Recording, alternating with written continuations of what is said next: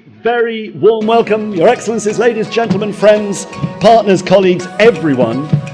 Welcome to the British Library, where I have the great pleasure of being Chief Executive, and welcome to a little bit of London that is forever Jaipur. There is a sense of intense homecoming as we return, even though virtually, to JLF in London. It's been a huge privilege to partner with the British Library, and this collaboration has been so full of joy and learning. It's a particular pleasure for me to come back to the British Library, which has been my office in London for many years, and where my books have all been written and researched, and it's very nice to see this end of my life sort of double back on it. Our amazing writers, today more than any time, because of the way the digital age has taken over, we need you to be able to make sense of the past, divine the future, and perhaps set in context what we're going through at this very point of time.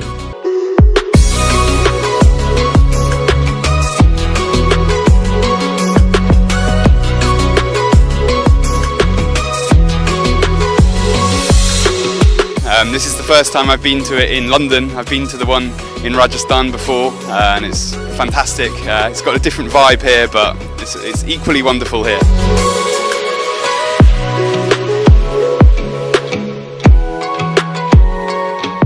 JLF brings this amazing festival to London. It's a wonderful get-together of writers and thinkers, and you know, I only go to one festival, literature festival in the world, and it's this one.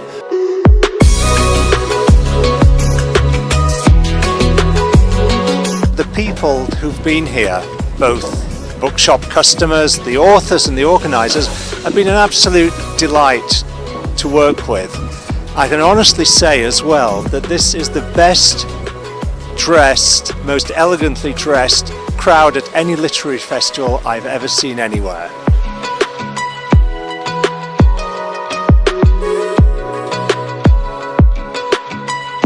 It's maintained the standards which I'm accustomed to in Jaipur itself, and I'm extremely happy to be part of it here. I love this festival. I think it's a privilege for me. JLF deserves enormous congratulation for the way that it puts its program together here. I think that all of the events are superbly chaired. I think that the setting here in the British Library is just a fantastic environment.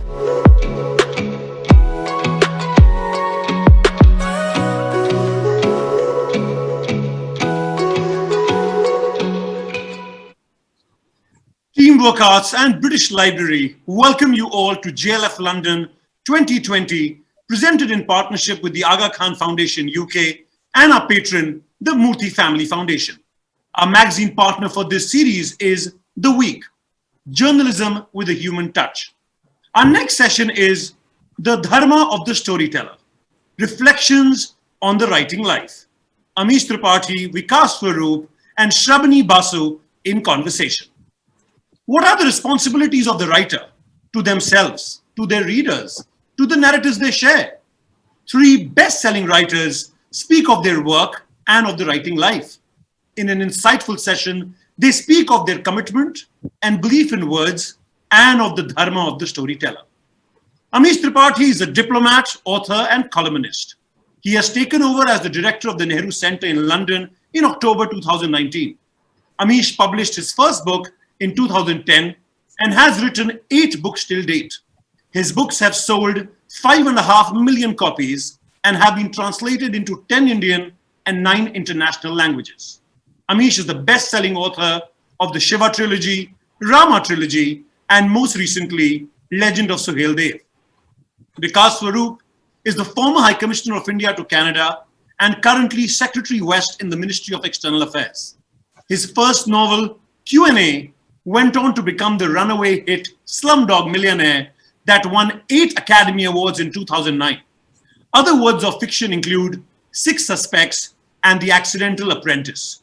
Shrabani Basu is a journalist and Sunday Times best-selling author. Her books include the critically acclaimed For King and Another Country, Victoria and Abdul, Spy Princess and Curry. Today is also the death anniversary of Noor Inayat Khan. Victoria and Abdul has been made into a major Oscar-nominated film starring Judi Dench and Ali Fazal. Our sessions are available to view on london.jlflitfest.org and will also be available on our Facebook page, JLF Litfest, and on our YouTube channel, Jaipur Litfest JLF. In case any of you drop off due to bandwidth issues, you can log back on. Please do ask questions and comment by typing in the comment section. We encourage and request you to help keep JLF London at the British Library a free festival by donating and support the British Library and help them continue the work they do. Ladies and gentlemen, the Dharma of the Storyteller. Reflections on the writing life. Amish Tripathi, Vikas Swarup, and Shrabani Basu in conversation. Over to you, Shrabani. Thank you, Ankur, and welcome everybody to what is going to be a fantastic session. I'm really looking forward to, sitting with two diplomats and authors, Vikas and Amish. It's great to be here on the other side of a screen, of course, and have this chat with all of you. It's a lovely day in London, Vikas. I'm sure you're missing London. It's 22 degrees, the sun is shining, but we're all in the middle of this pandemic. So, how are you guys coping? How are you getting through this? You're getting into your office, I think. Amish, of course, you live above the shop, so you're okay. Tell us how it's going. Well, as far as we are concerned, we are all coping with the pandemic, and we have actually now decided to go completely virtual. So diplomacy for us in the Ministry of External Affairs is now being conducted entirely virtually. We are doing Foreign Office consultations. We are even doing summits on a virtual platform, and so far so good. I mean, of course, the traditional diplomacy which used to be conducted in closed doors, that of course is not possible in the current day and age because of the pandemic, but we are managing the best we can under the circumstances. And the writing, what's happening with that? Is it possible to write under this? How are you coping with that? I think for me, mind has to be quiet to write, and with this pandemic raging, it's not really the best time to be creative. But what I like is that people are adapting to this medium. Yes, just yesterday, I think on Netflix I saw a Malayalam film called See You Soon, which was shot during the pandemic, and it's based entirely on screenshots, etc., and WhatsApp messages and chat histories, etc. So I think you are seeing creativity also flowering in the age of the coronavirus. Of course. And Amish, what's it like? I mean, you barely had a few months and then we were in lockdown, isn't it? Yeah, perfect time to come to London. No, Vikas ji, my respected senior in both in the ministry and in writing, I think what he said is perfect. That look, we are stuck in this situation. We have to manage the best we can.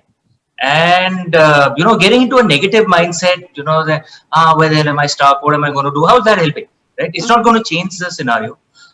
So we might as well manage as best we can through the online space. And if we are willing to see the silver lining in a dark cloud, the silver lining does become thicker, actually. So for example, even for the Nehru Center, we have moved all our programs online.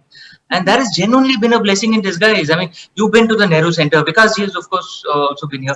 We have an auditorium with a capacity of 130 people in central London, in Mayfair. That is the maximum capacity for our events. Now, since we moved everything online, we are having events which are reaching out to over 100,000 viewers, right? On Facebook, on Twitter. And because our activity has increased dramatically on Facebook and Twitter and YouTube, our accounts have got verified. There's of course a wonderful heritage that we have at the Nehru Center. But one of the criticisms we used to receive is that we behave as the cultural center for central London rather than the cultural center for the UK. Now that's not, and to be fair, that criticism was justified to some extent because of the limitations of the physical location.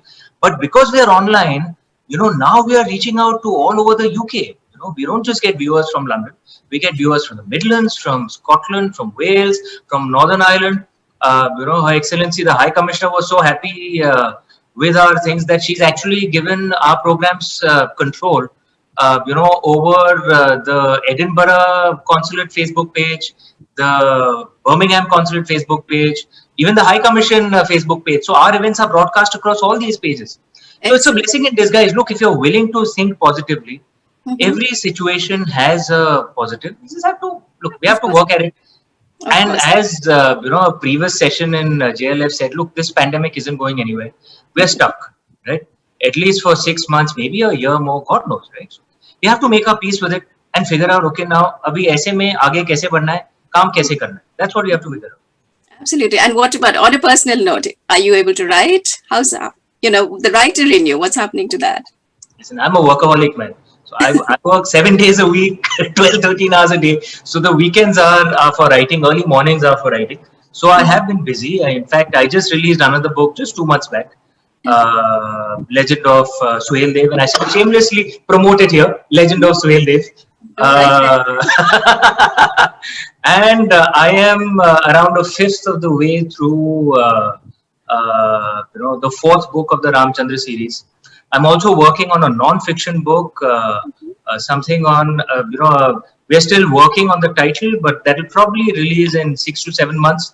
A book on the core philosophical concepts that you need to understand to then understand the Dharmic way. The Dharmic way is what? Essentially Hinduism, Buddhism, Jainism, Sikhism.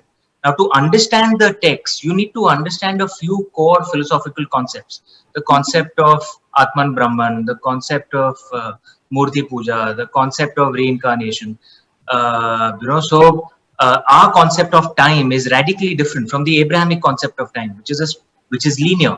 Ours is, from a human perspective, it's circular. From a divine perspective, it's far more complex. If you see the Bhagavad Puran, the way it's explained there. So what one is working on is how does one explain the core philosophical concepts of the Dharmic way in a simple way, without too much Sanskrit, without scaring people, and then armed with those core philosophical concepts, hopefully you can go deeper into our wonderful texts and learn the Dharmic way better.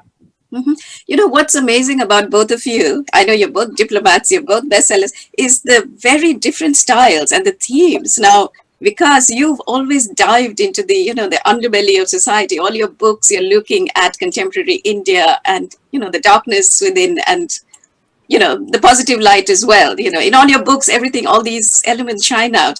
And for you, Amish, of course, it's, as you say, the Dharmic way and, various mythologies combined. So when you started out, you discovered your Dharma as a writer, I'll start with Vikas. What were the subjects that drew you? When did you know you wanted to write and what you wanted to write about? Look, I call myself an accidental writer. I really started writing in your city in London when I was posted there between 2000 and 2003. That is when I would say the writing bug sort of hit me. Mainly, and my main inspiration were my contemporaries in the Foreign Service, many of whom were trying their hand at fiction. And that's what inspired me. I said, can I also write something? Do I have a novel inside me? And then, at that time, the biggest show in the world was Who Wants to Be a Millionaire, which in India, as you know, became a cultural phenomena. At 9 o'clock, people used to become positively antisocial when Amitabh Bachchan used to appear on the show to present it. And that for me was the sort of launching pad to conceive of a novel in which I wanted to show what are the origins of memory and knowledge. How does knowledge get created? And I said, I'll choose for my main character an 18-year-old waiter who has never gone to school, who has never had formal education, who has street knowledge as opposed to book knowledge. And that's how Q&A was born. And that's how my writing journey, so to speak, started.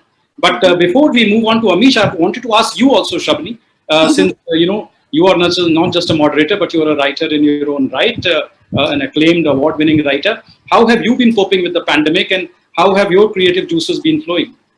Oh, much like you, both of you. You just get on with it. I'm finishing my next book, so I'm on the final edits.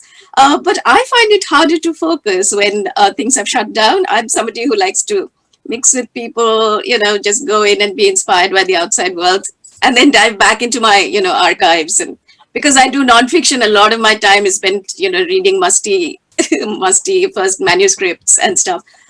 So I like to go out, and that gives me the energy to go back in.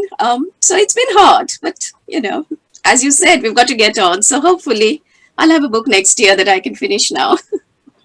And that's the thing. But yeah, it's not easy for anybody. So, and the housework's increased. What's the subject of the book? Can you speak of it?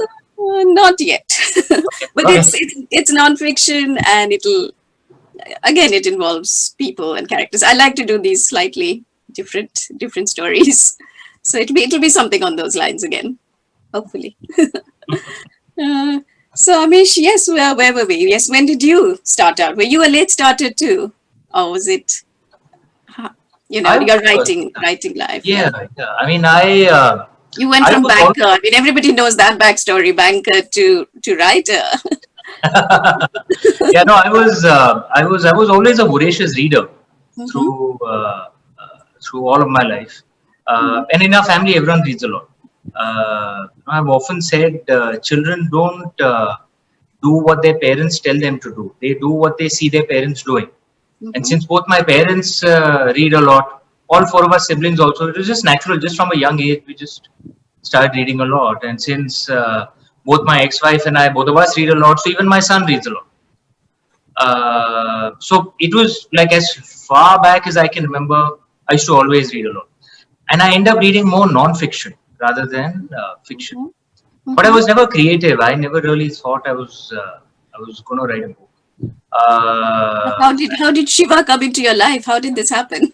He blesses those of us who need him most, right? So the most useless of us, the most, left-brain, boring banker types, we need him to make our life a little less boring, I guess. But I grew up in a deeply Shaivite family, so we're a very religious family. So I grew up with all our traditions, all our, and most of what I know of our scriptures, of our traditions, of our knowledge, of our ancient knowledge is learned from my family. And I turned into an atheist for some time in college, and actually through much of my initial writing career. And the process of writing my first book, Immortals of Meluha, actually kind of brought me back to faith. And the Immortals of Meluha is the first piece of fiction I had ever written in my life. I'd written nothing before that. I never even wanted to be a writer, to be honest. I can't say that I was deeply excited about my banking job, but it wasn't a dishonorable job. It paid well. I could meet my responsibilities, so I was satisfied. It's not that I wanted to run away from there. So it was more the pull of writing which pulled me away rather than a push factor as such. And that's why I resigned only after my second book. Right. And did you foresee a series, or did that just happen organically? In my mind, the Shiva trilogy wasn't a series. It was just a very, very long story, which was just divided into 3 books for convenience, right? And you can't release a 1,500-page book. That's a human rights violation. So it was just broken into 3 for convenience. That's the way it actually came in my mind. And so therefore, even before releasing the first book, by that time I already knew this would probably be a 3-book series, and I'd announced it as a trilogy even before the release of the first book. Right. Not that anyone cared for my announcement at that time. I mean, it was a self-published book, but I had announced it as a trilogy. Of course, which brings me to getting the business of getting published, because I'll go back to Vikas. I'm going to bounce between both of you. How was it? Your first book written in London, was it difficult getting it published? A story set it entirely in India, of course. And what was that like, finding an agent, getting a publisher? And then we moved to Amish and his way of handling this.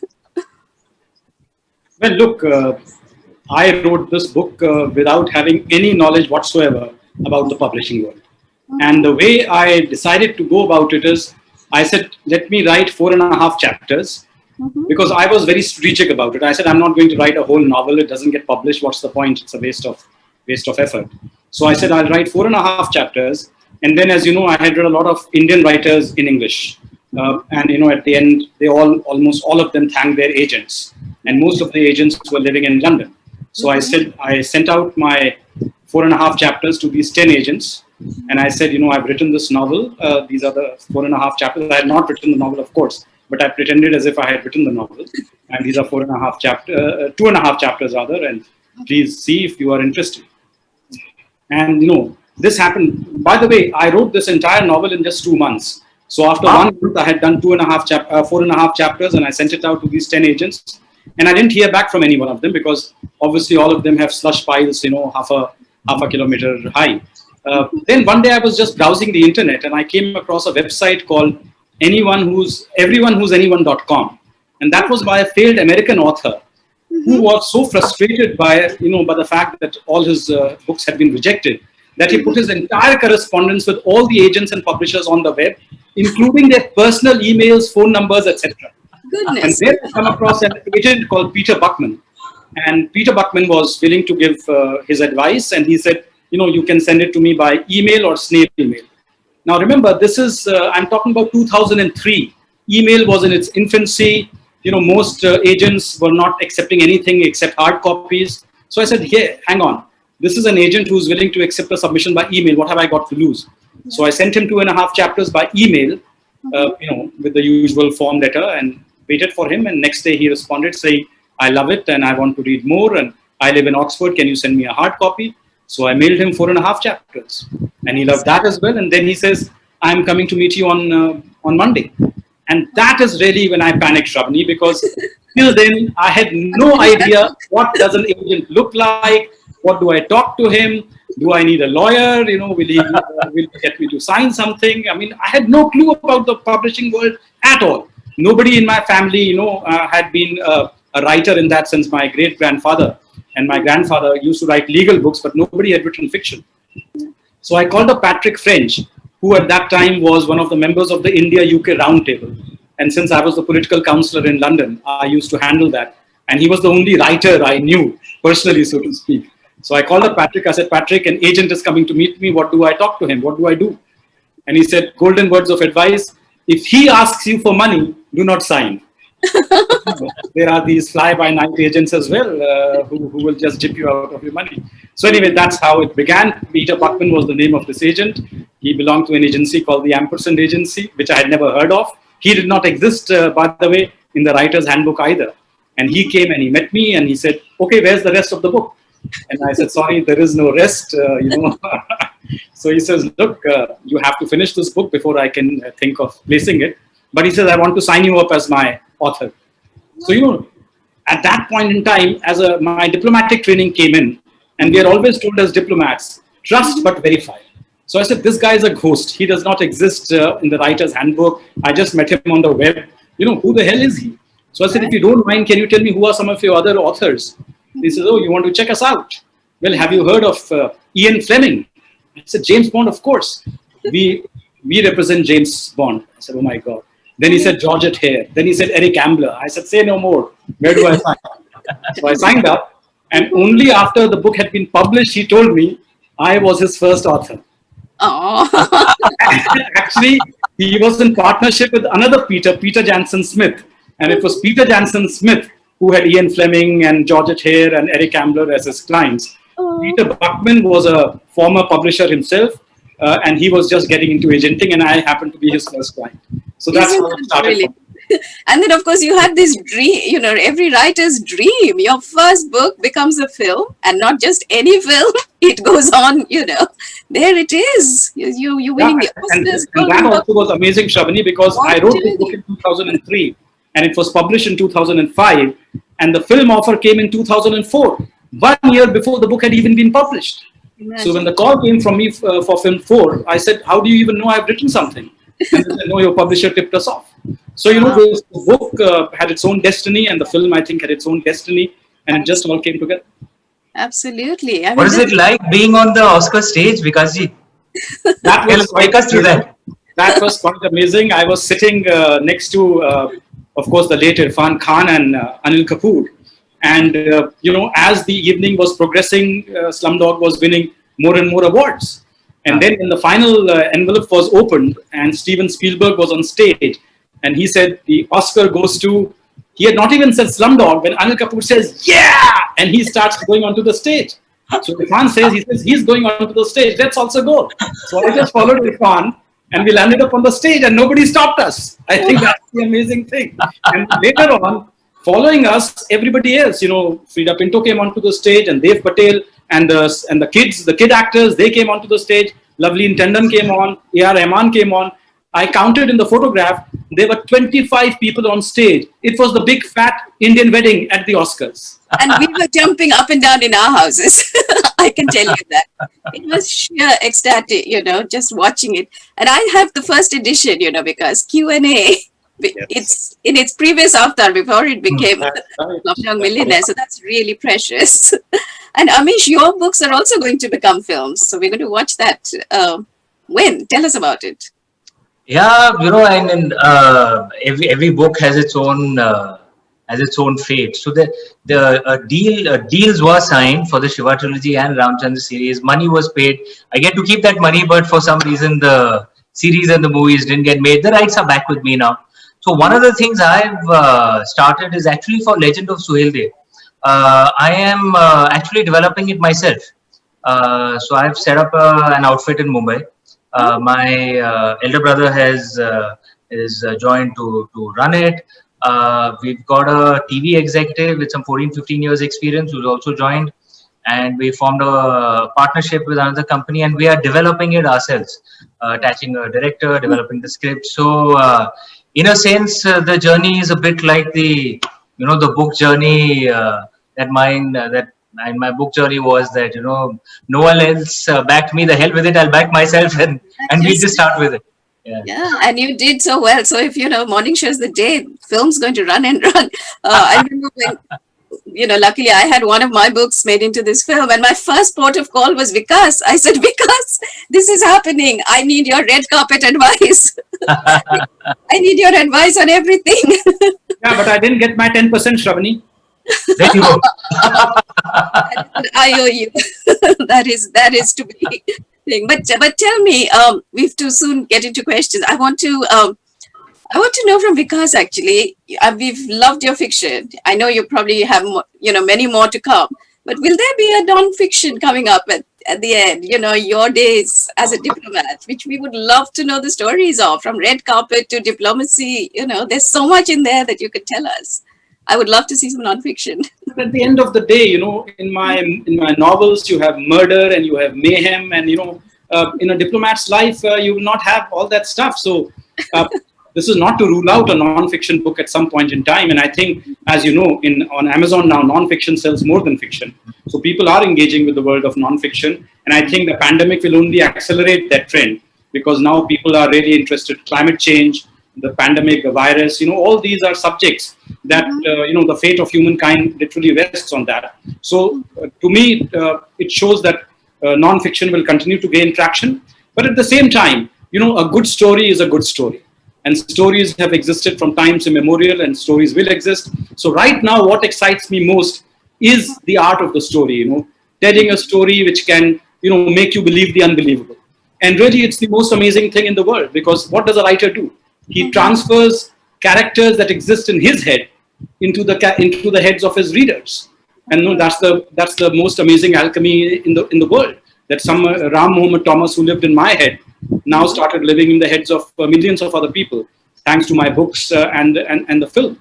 So is that that interests me the most? Yes, sir.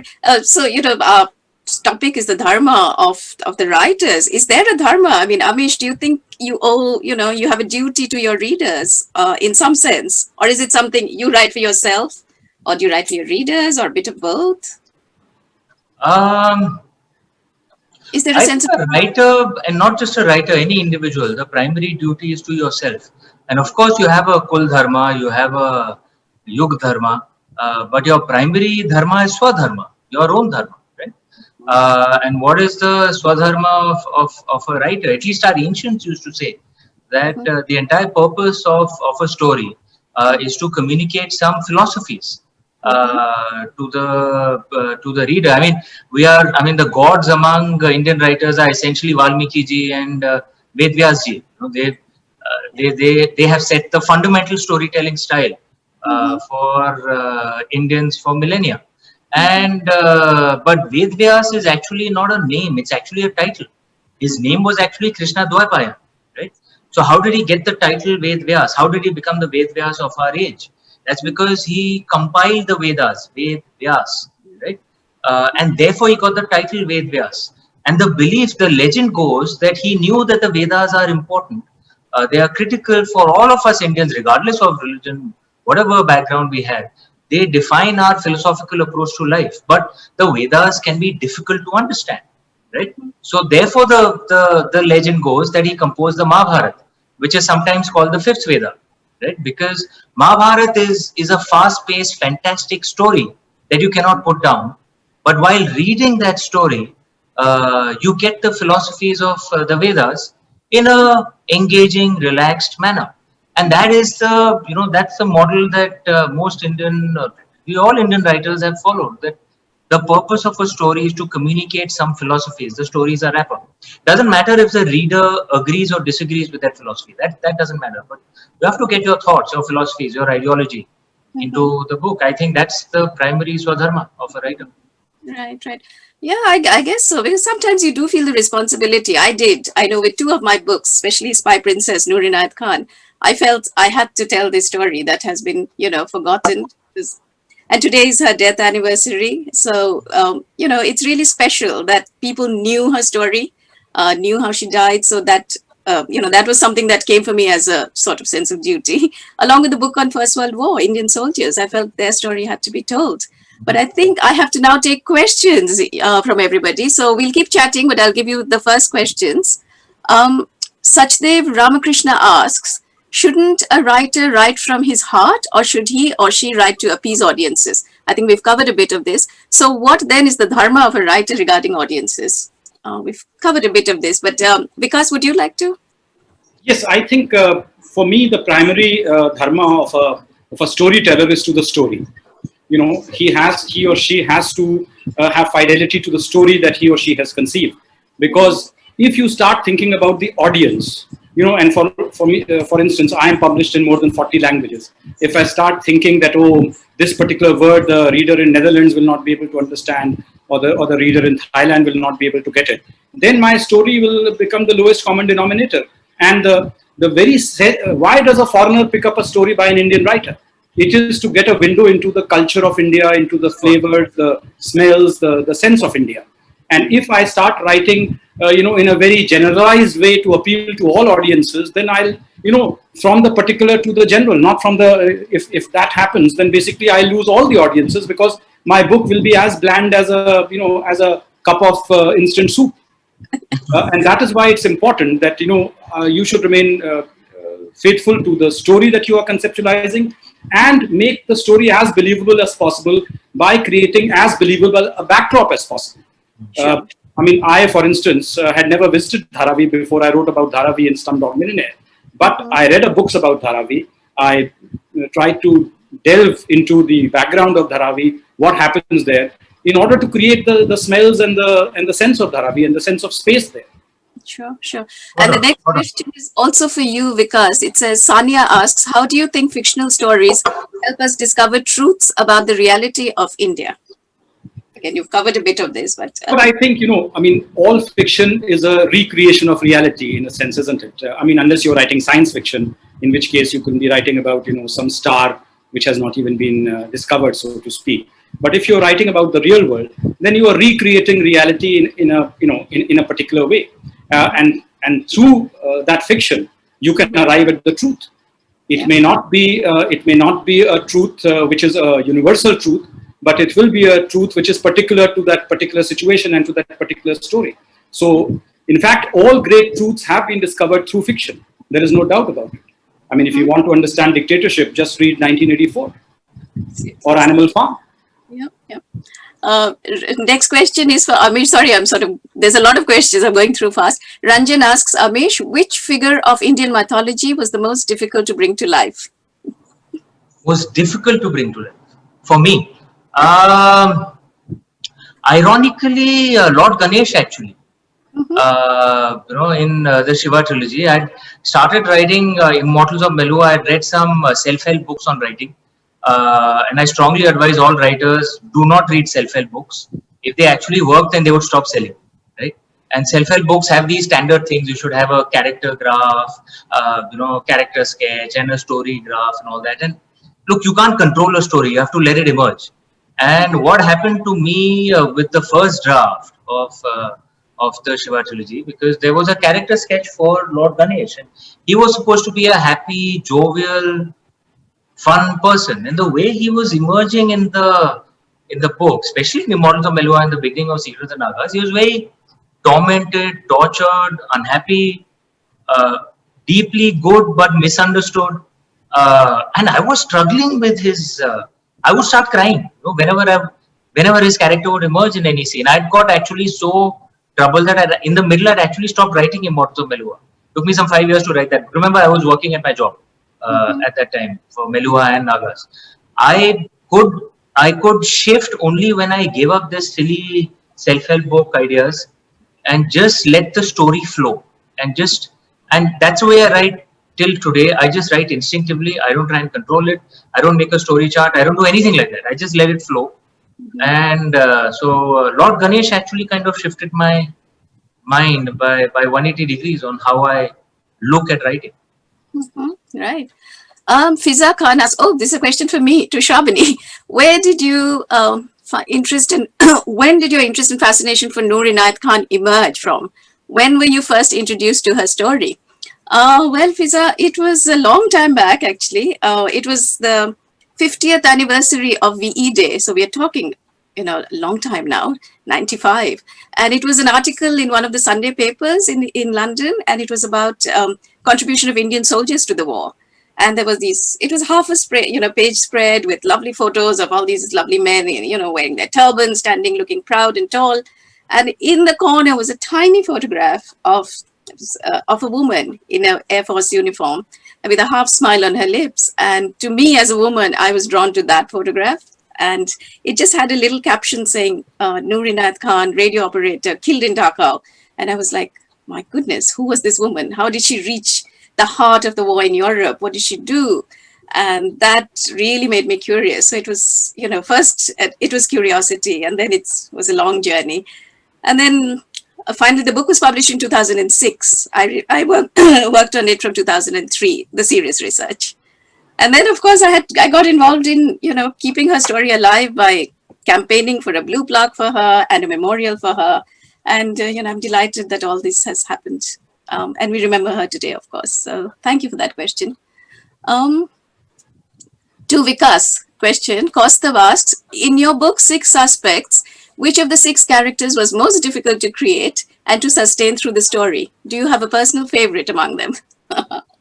Yeah, that's a very interesting question, because that was a very interesting book. It's a book in which there's a murder and 6 people are the 6 suspects, and each of them was completely different, So the most difficult character was obviously the tribal called Eketi, who's from the Andaman Islands. And, this is really a tribe which still shoots with bows and arrows. And how do I even start conceptualizing him? When he comes to mainland India, he has never seen a train in his life, for instance. He may have seen planes going overhead on his island, but he has never seen a train. How do I even start getting inside his head? So he was easily the most difficult character for me to visualize, to comprehend, and to develop. But my favorite character obviously was the actress, Shabnam Saxena. Her own backstory is absolutely I really enjoyed developing her backstory. She's a very cerebral type of a person, but she's a sex bomb in Bollywood, and how she navigates the pitfalls of her career, I thought was an interesting concept. And also what was interesting to me was this was the first time I was trying to write in the voice of a woman. As a male writer, to try to do a female character in a female voice is not always the easiest thing. So that was a bit of a challenge, but I'm happy that, eventually that worked out. And just for your information, Kaustubh, 6 Suspects is being made into a web series, which will come on to Disney platform, Disney Hotstar, and a Chinese company is developing a film based on it. Wow, that's amazing. And your latest has also been optioned, isn't it? That's been optioned by the BBC. No, The Accidental Apprentice will probably be made into a film again in India at the moment, and let's see how that develops. Okay, excellent. Okay, next question. We have only 5 minutes to end. To Amish, Nilanjana asks, how do you feel about the representation and depiction of females in Indian mythology and in your work? It depends on which period of time you're referring to. And certainly many of the representations of female characters in Indian Puranic tales and the versions of our Itihasas also in the last 1,000 years have been patriarchal, to be fair. They have not shown, many of them have not shown women with as much respect. But if you go deeper into our ancient past, our ancient versions, they are extremely respectful and liberal towards women. So the Rig Veda has many hymns written by Rishikas, by women rishis. We had the equivalent of, in effect, the equivalent of women prophets and messiahs. Show me other cultures which had that, right? The Chandravanshis, the line of the most powerful line of rulers in India. Lord Krishna was a Chandravanshi. The Pandavas were Chandravanshis. The founder of the Chandravanshi clan was a woman. She later became a man, but she founded the dynasty as a woman. Right? Her name was Ila. That's one of the reasons Lord Krishna is also called Aila, the descendant of Ila.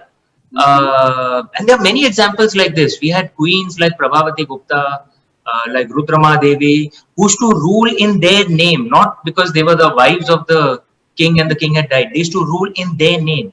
Right? Okay. So we had a very, very different approach to women in our ancient times. That's one of the reasons I say that those who fight for equality between men and women are not being less Indian. In fact, they are being more Indian. But that's what our ancient culture actually shows. Mm-hmm. Right, thanks. Kriti asks, there's a question for me. How involved were you in the process of the filmmaking of Victoria and Abdul? Kriti, well, I was a consultant, so I was quite involved. I went for the shoots, which was great fun, watching Judi Dench perform. And, I was obviously consulted on this by the screenplay writer and by Stephen Frears, the director. So we had a lot of meetings. It was something very exciting because this is the first time a book of mine was being made into a film.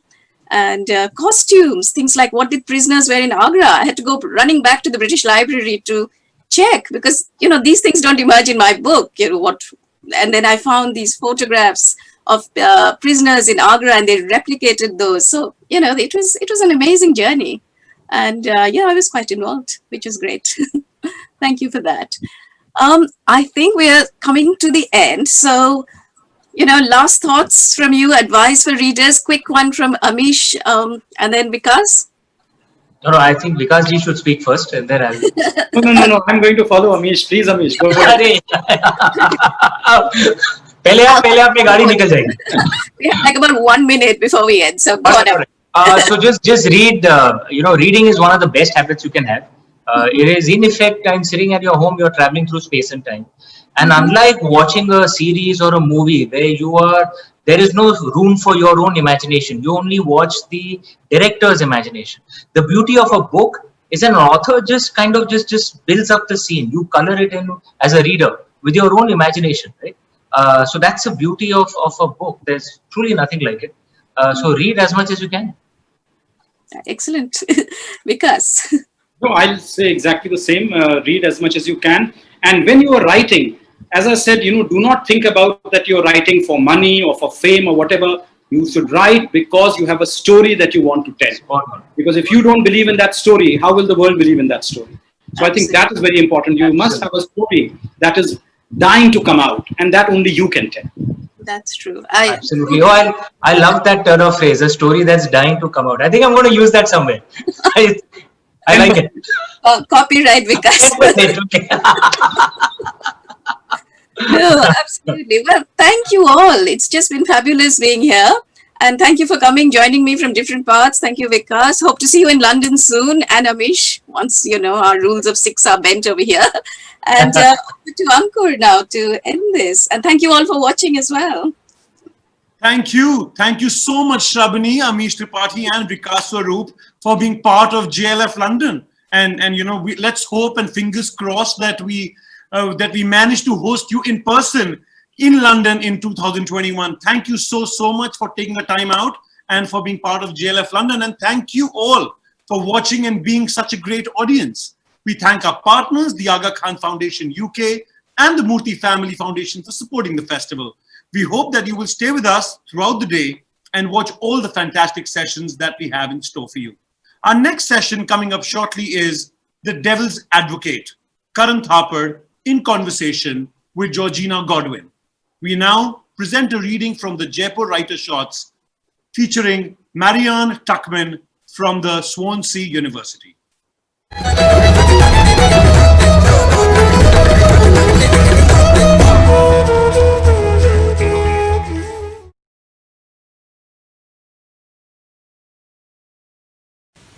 Hi, my name is Marianne. I'm studying at Swansea University in the Creative Writing MPhil. This poem's called Little Baby Gustav. Go on holiday. Go somewhere warm and sandy, where the locals are wrinkled, selling leather and powers and spicy and aphrodisiac and jelabers, pointy hoods and key rings and poofs and apricots and his dog is called Rita. She's 17 and God says no cots and cats jump on your lap if you're lucky. You're on holiday. Have children.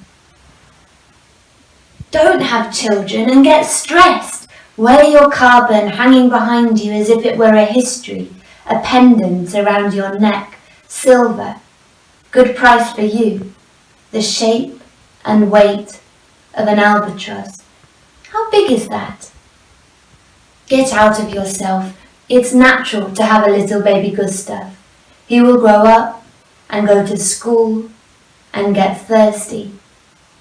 He will drink water from plastic bottles. That's his girlfriend. She prefers it sparkling. Thank you. They are on holiday.